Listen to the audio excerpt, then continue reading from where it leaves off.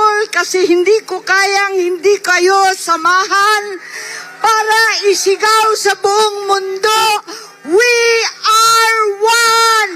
We are one! We are one! Talaga naman, walang umuuwi, walang natutunaw sa ulan na pinadala ng langit. Walang uwian ito.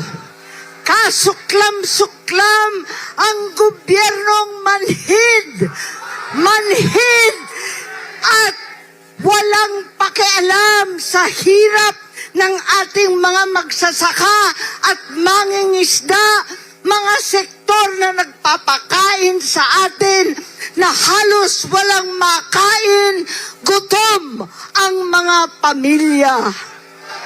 Wala silang pakialam. Gobyernong tulog, lasing sa kapangyarihan, sadyang pipiliin pa bumiyahe, makihalubilo sa Canada, sa mga dayuhan sa Amerika, habang ang Pilipino ay nagdurusa sa gasolinang hindi abot kaya, pagkaing ginintuan at napakahirap na buhay. Wala silang pakialam. Pagkat itong gobyerno ay bangag, walang malay, nagkukunwaring hindi nakikita ang 10 ton na ebidensya, ang 12 testigo, ang 18 higit pang mga Marines. Itong baha at flood control na lulunod sa atin lahat. Wala silang pakialam. Kaya marami po sa inyo naging kasama ko nung ating kabataan. At ang suot natin ay itong t-shirt. Ang sigaw natin noon pa, makialam! Makialam na po tayo. Makialam para sa kabataan. Makialam para sa kinabukasan.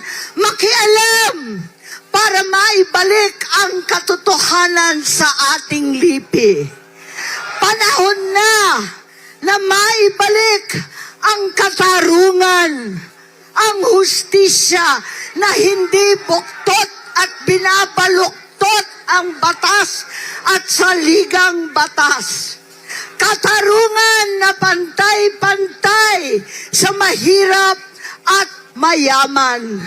Katarungan na walang sino-sino, na walang pinipili na kaalyado o kalaban daw. Katarungan na naiiba ngayon para sa senador at sa mga pinsang buo. Katarungan para sa lahat ng Pilipino. We are one!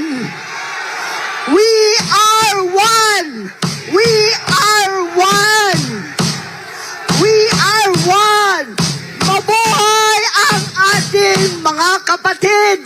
Mabuhay ang Pilipino! Maraming salamat sa inyong lahat.